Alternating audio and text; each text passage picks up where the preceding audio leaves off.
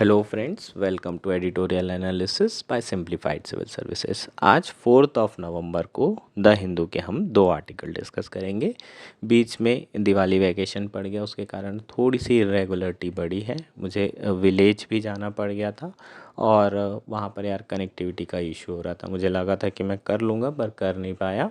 सो अब मैं वापस दिल्ली आ चुका हूँ और अब हम लोग डेली कोशिश करेंगे कि डेली आर्टिकल डिस्कस किए जाएं। फर्स्ट आर्टिकल जो आज डिस्कस किया जाएगा वो है the brick summit boost to India Iran ties. ये आर्टिकल इंपॉर्टेंट है यार, इंटरनेशनल रिलेशन के पर्सपेक्टिव से इंडो ईरान टाइज के ऊपर आपको क्वेश्चन पूछा जा सकता है। प्री में भी क्वेश्चन आ सकते हैं। छबार पोर्ट के ऊपर ऑलरेडी आपको क्वेश्चन पूछा जा चुका है। और जो नेक्स्ट आर्टिकल डिस्कस करेंगे वो है what are the major challenges faced by Indian cities. GS1 में ये क्वेश्चन आपको कई बार पूछा जा चुका है और कई बार पूछा जाएगा। सो यहाँ पर कुछ अच्छे अच्छे डेटाज दिए हैं, उसको आप लिखेंगे ताकि आपके जो मेंस के आंसर हो वो बेहतर बन सके। अगर आपको हमारा एनालिसिस पसंद आ रहा है तो प्लीज़ लाइक करें, कमेंट करें, शेयर करें, सब्सक्राइब करें। अगर आपको इसकी PDF चाहिए तो आप हमारा टेलीग्राम चैनल भी ज्वाइन कर सकते हैं। आइए शुरू करते हैं हमारा एनालिसिस। हमारा फर्स्ट आर्टिकल है the BRICS summit boost to India Iran ties. यह आर्टिकल द हिंदू में आया है। GS2IR मेंस के पर्सपेक्टिव से काफ़ी इंपॉर्टेंट आर्टिकल है। प्रीलिम्स के पर्सपेक्टिव से भी इक्वली इम्पॉर्टेंट है। जो प्रोजेक्ट्स यहाँ पर दिए हैं इस आर्टिकल में वो आपको याद रखना है। छाबार पोर्ट के बारे में ऑलरेडी प्री में 2019 में पूछा जा चुका है। सो ये सारी चीज़ें आपको ध्यान रखनी होगी। मीन्स में भी काम आते हैं जो प्रोजेक्ट्स होते हैं। प्रोजेक्ट आप मेंशन कर सकते हैं कि इंडिया और ईरान के जो टाइज़ हैं वो बहुत अच्छे चल रहे हैं। कुछ प्रोजेक्ट्स जो है अभी शुरू किए गए हैं। सो ये सारी चीज़ें आपको प्री और मेंस दोनों में काम आएगी। बहुत इम्पॉर्टेंट ये आर्टिकल है इंडो ईरान टाइज के ऊपर। सो डिटेल में इस आर्टिकल को समझते हैं। शुरू करते हैं। सबसे पहले कॉन्टेक्स्ट देख लेते हैं। At the 16th BRICS summit hosted by Russia in Kazan October 22-24, 2024, there were a few meeting on the sidelines which created a buzz. So पहले जो 3 लाइन है उसमें इम्पॉर्टेंट क्या है, आपको स्टेट PCS एग्ज़ाम आ रही है उसमें पूछा जा सकता है 16th ब्रिक्स समिट कहाँ होस्ट हुआ है। 15th भी याद होना चाहिए और 17th भी याद होना चाहिए। हो सकता है कि आपको 15th पूछ ले जो लास्ट ईयर हुआ था, 17th पूछ ले जो नेक्स्ट ईयर होने वाला है। बहरहाल अपने को अभी 16 ब्रिक्स समिट के बारे में बात कर रहे हैं तो वो रशिया ने होस्ट किया था, जहाँ सारी ब्रिक्स कंट्री मिली थी और पहली बार जो है +5 कंट्री भी जो ऐड हुई हैं वो भी इसमें समिट में शामिल हुई थी। ये बहुत इंपॉर्टेंट पॉइंट है। सो ये आपको ध्यान रखना होगा। उसके साथ साथ जब समिट होता है इस तरह का, है ना, रीजनल समिट, तो उसमें बायलैटरल मीटिंग्स भी होती है और कुछ बायलैटरल मीटिंग्स की बहुत ज़्यादा न्यूज़ में रही है। वो उसमें से एक इंडो ईरान के जो प्रेसिडेंट हैं और प्राइम मिनिस्टर हैं उसकी मीटिंग बहुत ज़्यादा न्यूज़ में रही है। One such meeting was between India and Iran, both close civilizational friends and looking to strengthen a stagnating partnership. Stagnating मतलब ये जो पार्टनरशिप है ये एक तरीके से कांस्टेंट हो गई है, ग्रो भी नहीं हो रही है और फॉल भी नहीं आ रहा है, स्टैगनेंट है। और ऑब्वियसली जो ईरान और इंडिया है वो क्लोज सिविलाइजेशनल फ्रेंड्स रहे हैं। अगर आप हिस्ट्री उठाकर देखेंगे तो ईरान और इंडिया के हमेशा से डीप टाइज रहे हैं, हमेशा से कांटेक्ट रहे हैं। चाहे आप मॉडर्न टाइम्स उठा लीजिए या उसके पहले का समय भी हम उठाकर देख सकते हैं। सो ये आपका इंट्रोडक्शन भी हो सकता है कि इंडिया और ईरान के जो टाइज हैं वो सिविलाइजेशनल हैं और टाइम मेमोरियल हैं और बोथ आर सिविलाइजेशनल फ्रेंड्स। ऐसी पहली लाइन भी आप यूज़ कर सकते हैं अगर आपको क्वेश्चन पूछा जाता है मेंस के आंसर में। Iran, which is now embroiled in a war in Gaza, is looking for India support in de-escalating the crisis. Iran जो कि अभी गाज़ा वॉर में फंसा हुआ है वो इंडिया का समर्थन चाहेगा कि ये जो गाज़ा में क्राइसिस चल रहा है उसे डी एस्केलेट मतलब ख़त्म करने में इंडिया की मदद चाहता है। India too has supported having a ceasefire and de escalation at the earliest. India ने भी सपोर्ट किया है कि भाई जल्द से जल्द ये वॉर ख़त्म होनी चाहिए। और प्राइम मिनिस्टर मोदी जी कई बार बोल भी चुके हैं कि 21st सेंचुरी वॉर की सेंचुरी नहीं है, पीस की सेंचुरी है। सो सीज फायर की बात की जा रही है, दोनों तरफ से जो फायर है उसे बंद होना चाहिए और जो क्राइसिस है उसे ख़त्म करने का इंडिया समर्थन करता आया है।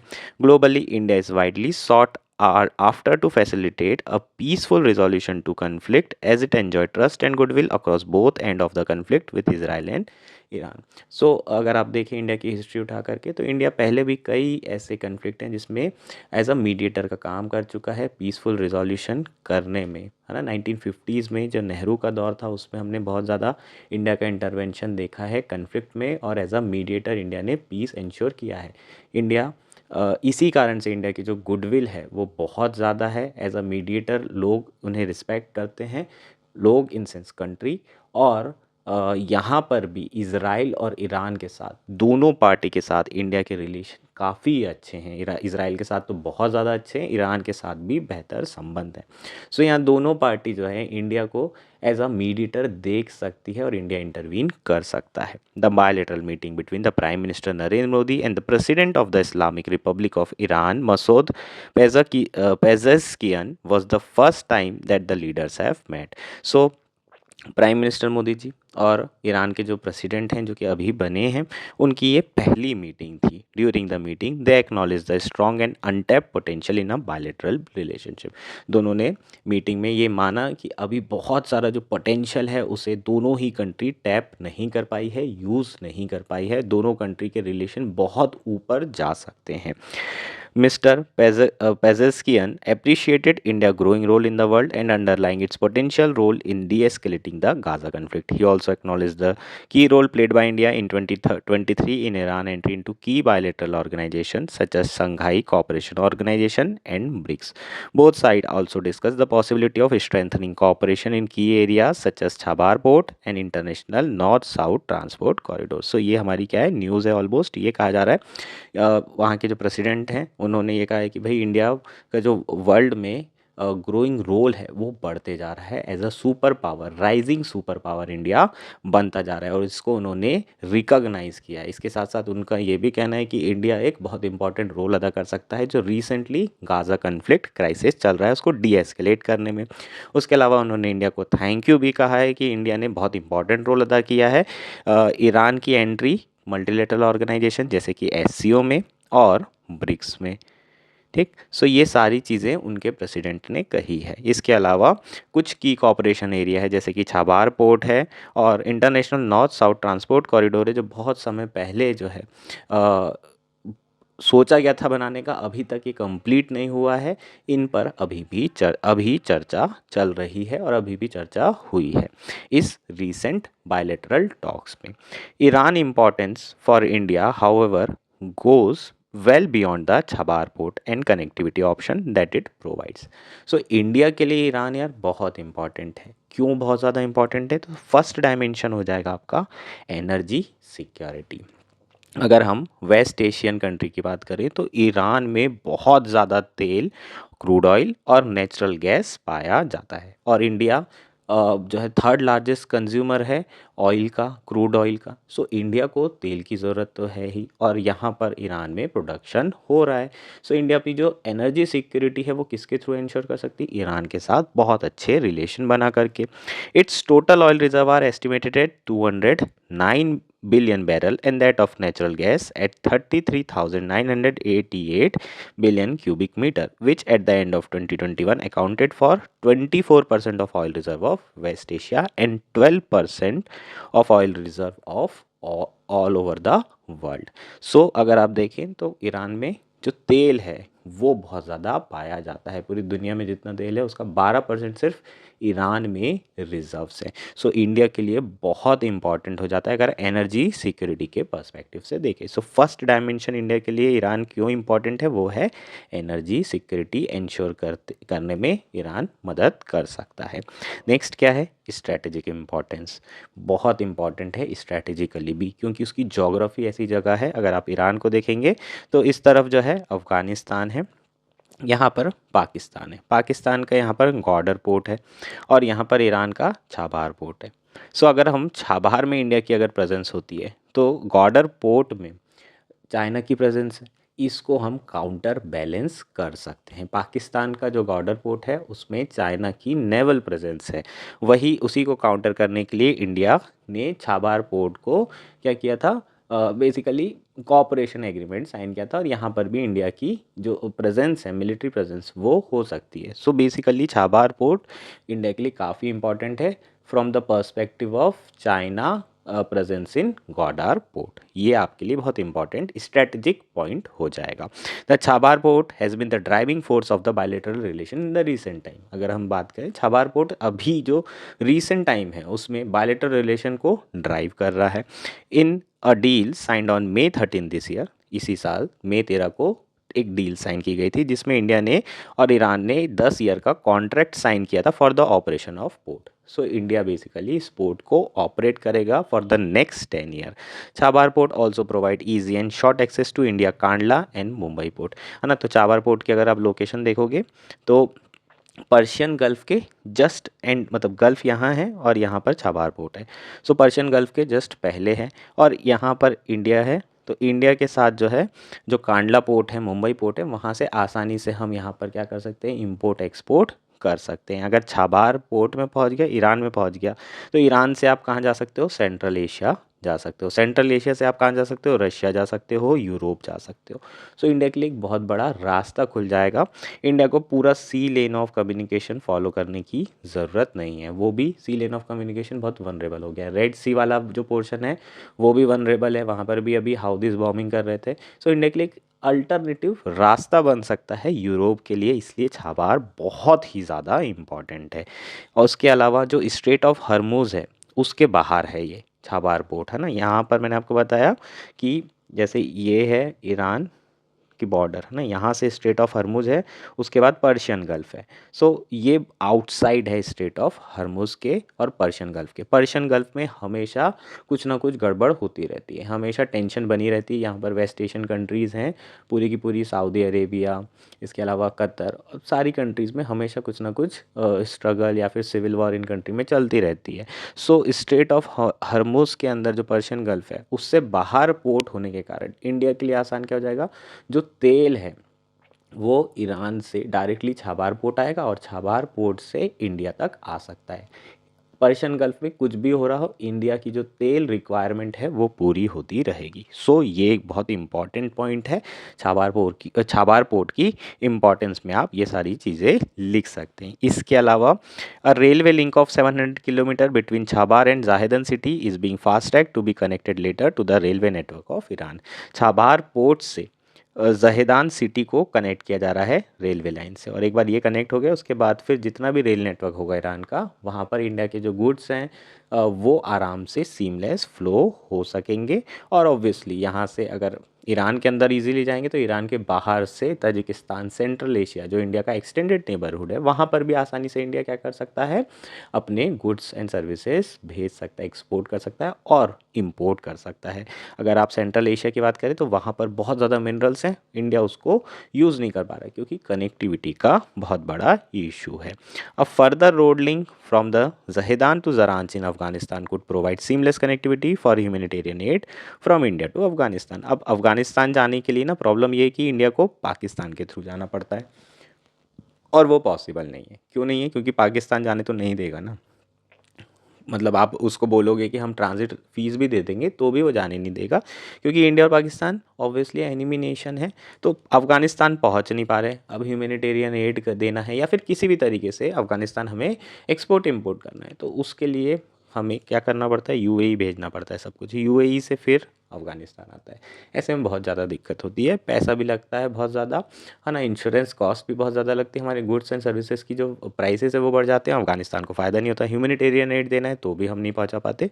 लेकिन जो जहेदान है, जहेदान जो कि ईरान में है, और ज़ारांज जो कि अफ़गानिस्तान में, इन दोनों के बीच में भी रेलवे लाइन बन रही है, और अगर एक बार ये बन जाएगी तो फिर प्रॉब्लम ख़त्म, अफ़गानिस्तान में हम ईज़िली एक्सेस कर पाएंगे।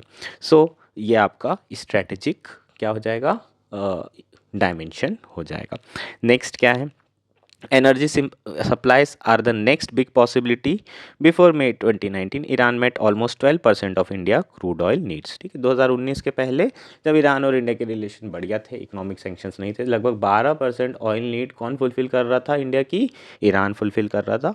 और दोबारा से अगर ये री कॉमर्स शुरू हो जाता है, दोनों के रिलेशन बेहतर हो जाते हैं, तो ऑब्वियसली इंडिया की जो एनर्जी नीड्स होगी उसको भी फुलफिल कर पाएगा ईरान। ईरान को भी बेनिफिट होगा और इंडिया को भी बेनिफिट होगा। इसके अलावा जो ambitious Iran Oman India gas pipeline है वो भी अंडर डिस्कशन है 93 से।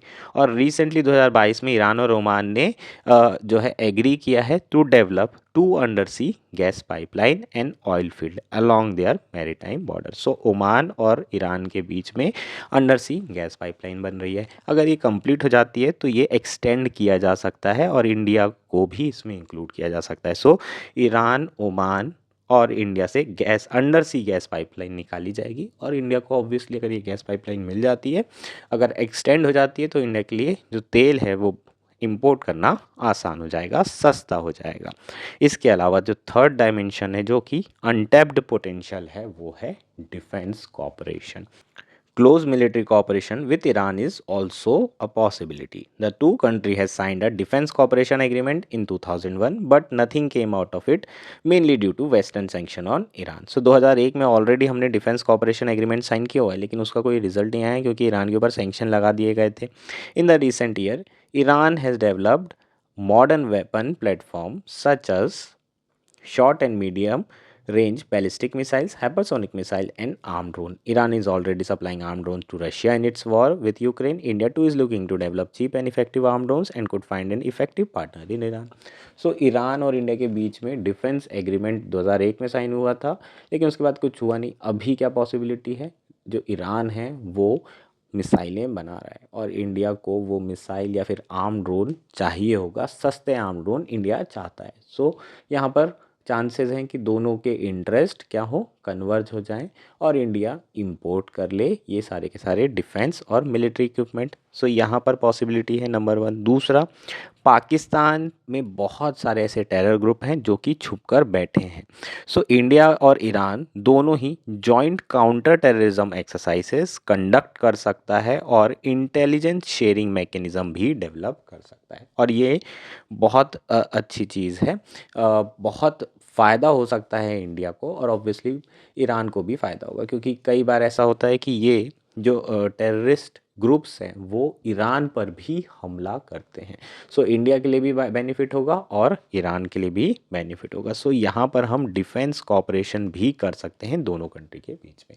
ये सारे की सारी चीज़ें अनटैप्ड पोटेंशियल है। एक है स्ट्रैटेजिक, दूसरा है डिफेंस कॉपरेशन और तीसरा है आपका कनेक्टिविटी और एनर्जी नीड्स। सो ये तीनों चीज़ें यहाँ पर डिस्कस की जा चुकी है। नेक्स्ट बात कर लेते हैं। अब यहाँ पर मेनली कंक्लूजन टाइप का पार्ट है। India and Iran can achieve a lot together. There has been recognition that too much time has already been lost. India's ability to dehafen its ties and engage independently with nations that are adversaries such as Iran and Israel could be useful in driving the ties. So दोनों ही बहुत कुछ achieve कर सकते हैं। Already India Iran के जो ties हैं बहुत अच्छे होने चाहिए थे, लेकिन दोनों ने बहुत ज़्यादा टाइम बर्बाद किया कर चुके हैं। स्पेशली जो छाबार पोर्ट है उसमें इंडिया बहुत स्लोली काम कर रहा है, ब्यूरोक्रेटिक डीले बहुत ज़्यादा हैं। और रिसेंटली ईरान ने एक स्टेटमेंट भी दिया था कि अगर इंडिया छाबार पोर्ट में सही तरीके से काम नहीं कर पाएगा, जल्दी काम नहीं करेगा, तो वो किसी और को दे देंगे, मे बी चाइना को दे देंगे। हालांकि जापान भी छाबार पोर्ट पर धीरे धीरे अपनी प्रेजेंस बढ़ा रहा है। Also India decision to exercise strategic autonomy in issue of national interest such as seen in its engagement with Russia during Ukraine war is useful precedent to invigorate ties with Iran.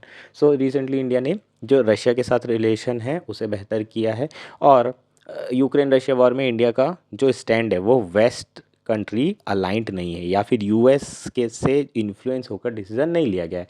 Autonomy India ने यहाँ पर अपनी ensure की हुई है। तो Israel Iran conflict में भी हो सकता है कि इंडिया अपनी स्ट्रेटेजिक ऑटोनॉमी को ही क्या करे, इंश्योर करते हुए दोनों कंट्री के साथ रिलेशन अच्छे बनाए। डी हाइफनेट करने में इंडिया जो है महारत हासिल कर चुका है, जैसे कि इसराइल पैलेस्टीन रिलेशन को अलग अलग आईने से देखा जाता है ना। इंडिया ये नहीं करता है कि जब भी ईरान इसराइल से मिलेगा तो पैलेस्टीन से भी मिलेगा, ऐसा बिल्कुल भी नहीं है। दोनों रिलेशन अलग अलग हैं और दोनों को अलग तरीके से परस्यू कर रहा है। उसी तरीके से इसराइल और ईरान में भी बहुत ज़्यादा कन्फ्लिक्ट चल रहा है और उसमें भी इंडिया डी हाइफनेट कर सकता है और रिलेशन बेहतर किए जा सकते हैं। However, many a time stray and out of context comment have threatened to apply the brakes on the ties। कई बार दोनों ही तरफ से गलत स्टेटमेंट दिए जाते हैं, स्पेशली ईरान की तरफ से। जैसे कि ईरान के जो सुप्रीम लीडर हैं उन्होंने 16 सितंबर को कहा था कि जो इंडियन मुस्लिम्स की सफरिंग है वो गाज़ा के मुस्लिम्स की सफरिंग के कंपैरिजन में सेम है, मतलब दोनों को ही कंपेयर किया जा सकता है। और उसके बाद फिर इंडिया में बहुत ज़्यादा जो है इसके अगेंस्ट में जो है रिएक्शन आया था। सो इस तरह के जो कमेंट हैं दोनों के रिलेशन को ख़राब कर सकते हैं, डिरेल कर सकते हैं। सो बेटर यही है कि इस तरह के स्टेटमेंट देने से दोनों कंट्री को बचने की ज़रूरत है। India under Modi 3 is looking to strengthen India outreach and strategic convergence in West Asia. Similarly, Iran is looking to consolidate diplomatic gain in recent years. Consider India to be important partner. The meeting at the BRICS summit may just have given the right impetus for both. So India जो है waste Asia में सारी country के साथ अपने relation strong कर रहा है। ईरान को भी एक ऑब्वियसली इंडिया राइजिंग पावर है, उसकी ज़रूरत होगी क्योंकि वेस्टर्न कंट्रीज़ और यूएस इकोनॉमिक सेंक्शन लगाया हुआ है। सो दोनों के लिए बहुत इंपॉर्टेंट है एक दूसरे का साथ, है ना। और जो ब्रिक्स समिट है उसने में भी दोनों के रिलेशन को आगे बढ़ाने में एक बहुत इम्पॉर्टेंट ये प्लेटफॉर्म दिया है। ये कंप्लीट हमारा आर्टिकल है। होपफुली ये आर्टिकल आपको क्लियर हो गया होगा। हमारा नेक्स्ट आर्टिकल है what are the major challenges faced by Indian cities. यह आर्टिकल द हिंदू में आया है। GS1 मेंस के पर्सपेक्टिव से यार बहुत ज़्यादा इंपॉर्टेंट है। एक मेंस का क्वेश्चन भी तैयार करेंगे इस आर्टिकल के थ्रू। कैसा क्वेश्चन पूछा जा सकता है आपको क्वेश्चन आ सकता है कि how Indian urbanisation is different from the urbanisation in western countries. So जो इंडिया का अर्बनाइजेशन है और वेस्टर्न कंट्री का अर्बनाइजेशन है उसे डिफरेंशिएट करने के लिए आपको क्वेश्चन आ सकता है। और इसके साथ साथ जो ग्रोइंग चैलेंजेस हैं जो कि इंडिया अर्बनाइजेशन फेस कर रहा है या फिर इंडिया के जो अर्बन एरियाज़ हैं फेस कर रहे हैं, उसको भी आपको एनलिस्ट करने के लिए क्वेश्चन पूछा जा सकता है। सो हम लोग इस आर्टिकल में डिफरेंस की बात करेंगे plus growing challenges faced by the Indian cities के बारे में चर्चा की जाएगी। बहुत इंपॉर्टेंट आर्टिकल है। ऑलमोस्ट आपको हर साल मेंस में इस तरह का क्वेश्चन पूछा जाता है। कुछ अच्छी रिपोर्ट्स का यहाँ जिक्र किया है, प्लीज़ उसको मेंशन करेंगे। अगर आप चैलेंज लिखेंगे और रिपोर्ट को मेंशन करते हुए चैलेंज लिखेंगे तो ज़्यादा वेटेज मिलेगा कि इस रिपोर्ट में ये चैलेंज मेंशन किए हुए हैं। इस तरीके से लिखते हैं मार्क्स ज़्यादा आएंगे, क्योंकि आपका जो प्लेन ओपिनियन है उसकी उतनी इम्पोर्टेंस नहीं है जितना कि आप किसी रिपोर्ट को कोट करते हैं तो। सो ये आपको लिखना होगा, ध्यान रखना होगा। शुरू कर लेते हैं। पहले कॉन्टेक्स्ट देख लेते हैं आखिर आया क्या। 31 अक्टूबर को वर्ल्ड सिटीज़ डे सेलिब्रेट किया जाता है हर साल। ये आपको स्टेट PCS के लिए याद रखना होगा। The world urban population has reached an estimated of 4.7% और 57.5 of the world total population with the projection is double by 2050। तो अगर वर्ल्ड की अर्बन पॉपुलेशन की बात करें तो लगभग 5 बिलियन 4.7 बिलियन के अराउंड लोग कहाँ पर रह रहे हैं, अर्बन एरियाज़ में। और अगर परसेंटेज वाइज देखें तो almost 58% of the world total population जो है अर्बन एरियाज़ में रह रही है पूरी दुनिया में। The theme for this year world cities days is youth climate change maker catalysing local action for urban sustainability. ये आपको CAPF में पूछा जा सकता है, बड़ी थीम पूछी जाती है। सो ये भी आपको ध्यान रखना होगा, इम्पॉर्टेंट है। इवन UPSC में भी आ सकता है, कुछ भी पूछ लेते हैं UPSC वाले। What are the challenges faced by the cities. So क्या क्या चैलेंजेस हैं जो ऑल अराउंड द वर्ल्ड जो सिटीज़ हैं वो फेस कर रही है। The UN underscores that the cities face unprecedented challenges, especially climate change। सो सबसे बड़ा जो चैलेंज है वो है climate change. While the strides have been made towards SDG, है ना, कोशिशें चल रही है कि state sustainable development goal achieve किया जा सके। Under urban centre remain plagued by poverty, inequality and environmental degradation. So 3 issue तो हैं ही, एक तो पॉवर्टी है, दूसरा इनइक्वालिटी है और एनवायरमेंट डिग्रेडेशन। ये 3 चैलेंज तो आपको लिखना ही लिखना है। In the global south, these challenges are intensified by rapid urbanization, inadequate infrastructure and limited resources. So अगर हम ग्लोबल साउथ कंट्री की बात कर रहे हैं, मतलब इंडिया की बात कर रहे हैं, अफ्रीका की बात कर रहे हैं, साउथ एशियन कंट्री की बात कर रहे हैं, साउथ ईस्ट एशियन कंट्री को भी टू सम एक्सटेंट हम काउंट कर सकते हैं। सो यहाँ पर जो प्रॉब्लम है पॉवर्टी की, इनइक्वालिटी की, वो बढ़ जाती है। क्यों बढ़ जाती है? क्योंकि जो सिटीज़ है वहाँ पर तेज़ी से अर्बनाइजेशन हो रहा है, इनएडुकेट इंफ्रास्ट्रक्चर प्रॉपरली डेवलप नहीं हो रहा है और रिसोर्सेज बहुत ज़्यादा कम है। Cities here often suffer from housing shortages, है ना, शहरों में रहने के लिए घर नहीं है, अगर घर हैं तो रेंट बहुत ज़्यादा है। Poor access to clean water, अच्छा पानी नहीं मिल पा रहा है लोगों को शहरों में। सैनिटेशन का बहुत ज़्यादा इशू है और increase vulnerability to climate related events, जो क्लाइमेट रिलेटेड इवेंट्स हैं उसके ज़्यादा वनरेबिलिटी भी बहुत ज़्यादा इंक्रीज़ होती जा रही है। अभी देखोगे फ्लड आ गया था, है ना, बेंगलोर में। इसके अलावा चेन्नई में बहुत ज़्यादा फ्लडिंग हो रही है। तो मेट्रो सिटीज़ में जो क्लाइमेट रिलेटेड वनरेबिलिटीज़ है वो लगातार इंक्रीज़ हो रही है। जो क्लाइमेट रिलेटेड एक्सट्रीम इवेंट्स हैं उसकी फ्रीक्वेंसी बहुत ज़्यादा बढ़ गई है और लोगों का एक्सपोजर भी बहुत ज़्यादा बढ़ गया है towards risk. What about the Indian urbanisation? अब यहाँ पर हम global north versus global south के अर्बनाइजेशन को कंपेयर करेंगे, या फिर वेस्टर्न कंट्रीज़ और इंडिया के अर्बनाइजेशन को कंपेयर कर सकते हैं। India urbanisation trajectory differ from the cities in global north. In Western countries, urbanization followed industrialization, which created jobs that absorb rural labor. So, Western countries में जब urbanization हुआ है उसके बाद industrialization, ये दोनों साथ साथ हुई हैं ये चीज़ें। और जो रूरल लेबर थे, जो शहर की तरफ जा रहे थे, उसको इंडस्ट्रियलाइजेशन के थ्रू एब्जॉर्व किया गया था। मतलब जो एग्रीकल्चर था उससे लोग इंडस्ट्री के तरफ स्विच कर रहे थे और सारे के सारे लेबर्स को एब्जॉर्व कर पाई थी इंडस्ट्री। इंडिया में ऐसा है क्या? बिल्कुल नहीं है। There urbanisation was sustained also because of massive economic transfer from colonies. उनका जो अर्बनाइजेशन था वो किसके थ्रू सस्टेन हुआ है? इंडिया से रॉ मटेरियल या फिर इंडिया में एक्सपोर्ट करके। जो शर्ट्स आती थी मशीन से बनी हुई, जो कि इंग्लैंड यूके में बन रही थी, वो मैनचेस्टर में, लिवरपूल में, ये सारी जगह से जो सस्ते कपड़े थे वो कहाँ पर बेचे जा रहे थे? इंडिया में। सो जितना भी उनका अर्बनाइजेशन और इंडस्ट्रियलाइजेशन है वो इंडिया के थ्रू ही, इंडिया से रॉ मटेरियल या फिर इंडिया से जो मनी ट्रांसफ़र हुआ है उसके थ्रू सस्टेन किया है। ऐसा इंडिया के पास ऑप्शन है क्या? नहीं। इंडिया अभी 21st सेंचुरी में कोई कॉलोनियलिज्म तो है नहीं, कॉलोनी तो है नहीं। सो ये सब पॉसिबल है नहीं। सो इंडिया के लिए इतना आसान नहीं है अर्बनाइजेशन और इंडस्ट्रियलाइजेशन करना। Economist Utsa Patnaik has highlighted that India alone contributed over 45 trillion to England economy during the colonial rule, है ना। तो ये डेटा आप लिख सकते हैं, ये इंपॉर्टेंट पॉइंट है जो कि जस्टिफाई कर रहा है कि किस तरीके से जो कॉलोनी है वो इंग्लैंड के अर्बनाइजेशन को, इंडस्ट्रियलाइजेशन को सस्टेन करने में मदद करी थी। In contrast, India urbanization is largely driven by economic distress resulting in poverty driven urbanization. India में जो अर्बनाइजेशन हो रहा है वो किसके थ्रू ड्रिवन हो रहा है? इकोनॉमिक डिस्ट्रेस के कारण। एग्रीकल्चर बहुत ज़्यादा जो है अब सस्टेनेबल नहीं रहा, लोग वहाँ पैसा नहीं कमा पा रहे, तो लोग सोचते हैं यार शहर चलते हैं वहाँ पर पैसा कमा लेंगे। सो economic distress in rural area के कारण लोग माइग्रेट कर रहे हैं और इसलिए इंडिया का जो अर्बनाइजेशन है वो पॉवर्टी ड्रिवन अर्बनाइजेशन है, with both rural to urban and urban to urban migration. During कोविड-19 pandemic the strain on urban planning become apparent and as reverse migration trends highlighted gap in infrastructure.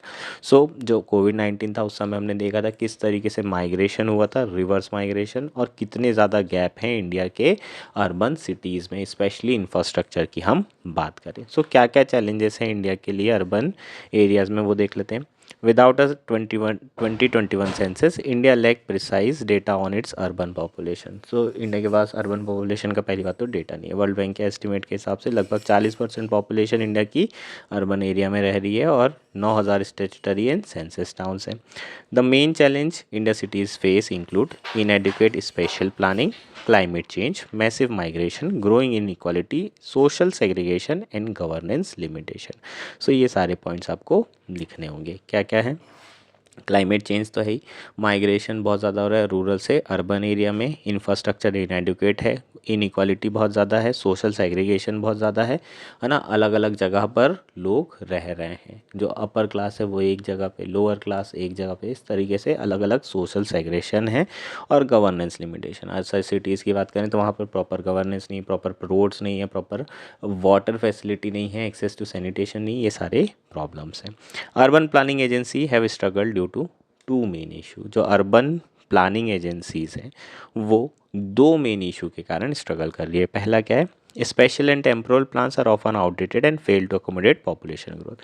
जो plan बनाए गए हैं, जो temporal plan और spatial plan जो बनाए गए हैं, है ना, वो बेसिकली जो पॉपुलेशन ग्रोथ है उसको अकोमोडेट नहीं कर पाए। जो हमने प्लान बनाया उससे ज़्यादा पॉपुलेशन, जैसे कि शादी में आपने 500 लोगों को बुलाया और सडनली 2,000 लोग आ गए, तो आपने जितनी प्लानिंग की थी सब खत्म, खूब भयानक भसड़ मच जाएगी, बहुत ज़्यादा केओस हो जाएगा।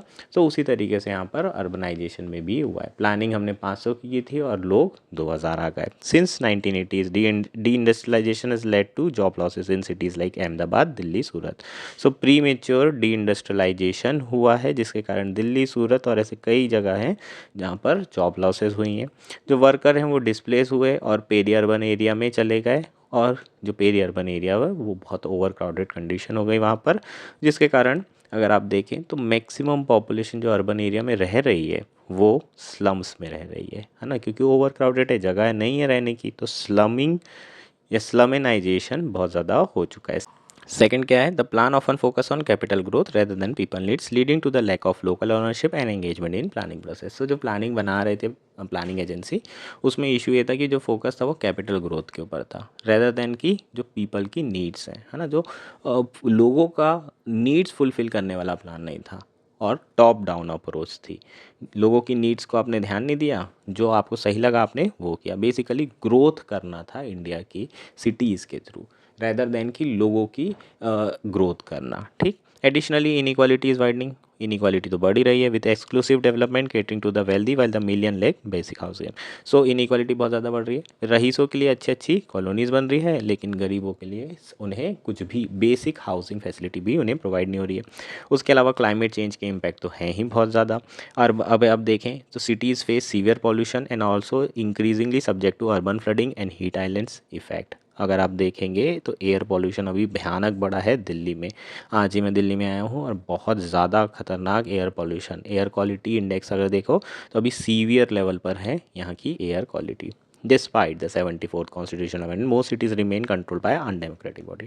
हमने कोशिश तो की थी कि गवर्नेंस को इम्प्रूव करेंगे, सब्सिडियरिटी जो प्रिंसिपल है उसे फॉलो किया जाएगा, जिसमें गवर्नेंस जो लोकल बॉडीज़ है उनके हाथ में रहेगा।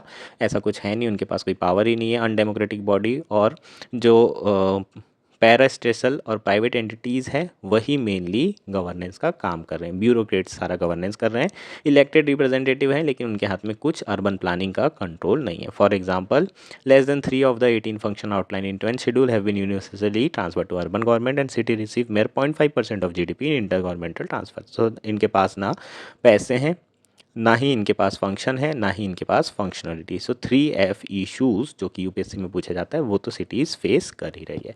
सो ये सारे के सारे हमारे क्या हो जाएंगे? चैलेंजेस हो जाएंगे। होपफुली ये सारी चीज़ें आपको क्लियर है। That's it for today. Thank you and enjoy your day.